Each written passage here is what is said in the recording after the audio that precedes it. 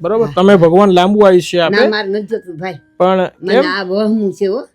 આ મારે ભગવાનને જવાબ ન દેવો, ખાવું તો સાચી વાત. અત્યારે હજી કમાઈને ખાતું છે, હવે આ મારે ખાવું ને.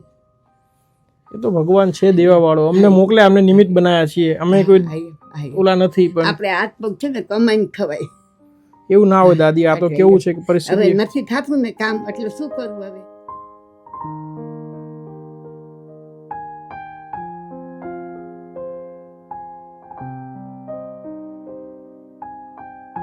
પૈણીને અમારા છોકરાને 57મું વર્ષ હાલે છે. તમારા દીકરા છે?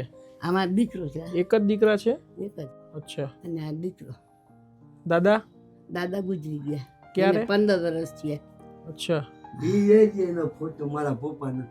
હું કામે જતી કારખાનામાં, મેં 18 વર્ષ કારખાનામાં કામ કર્યું.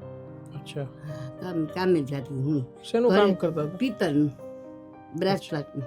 અચ્છા. હા, તો હવે હમણાં નથી જતી, 1.5-2 વર્ષ થયા, હવે નથી કરવું. કેટલી ઉંમર થી તમારી? મારી 80 વર્ષ. 80 વર્ષ. આ ભાઈને શું તકલીફ છે? એને આ જરાક છે ને મન બુદ્ધિનો છે. તકલીફમાં હું કે જો કામે જાય ને ચારા કરે અને કામ ઓછું કરે અને વાતું કરે, એટલે ઓલા શેઠિયા કામ ન રાખે.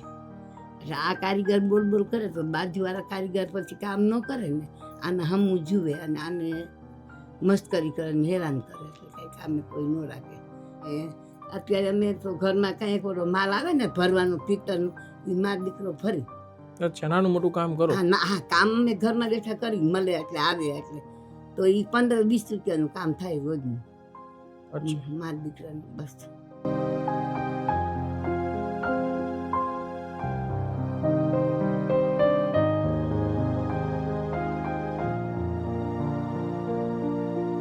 દાદી, આ તમે જે લિસ્ટ આપ્યું હતું ને, લિસ્ટ પ્રમાણે બધું કરિયાણું આવી ગયું છે.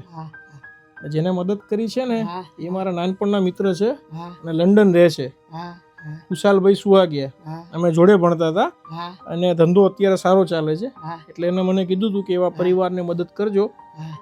એમને આશીર્વાદ આપો, અમને આપો ને આ મિતભાઈને આપો, બધાને ભગવાન કે લંડનમાં એમનો ધંધો વધારે ચાલે ને બધાનું સારું કરે. હને મુકેશભાઈ, આશીર્વાદ આપવાના હે ને.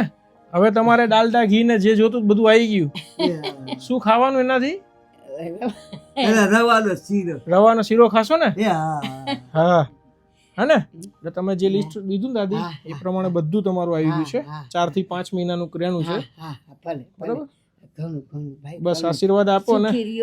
અને મજાના હાજા નરવા રહ્યો ને સુખી રહ્યો.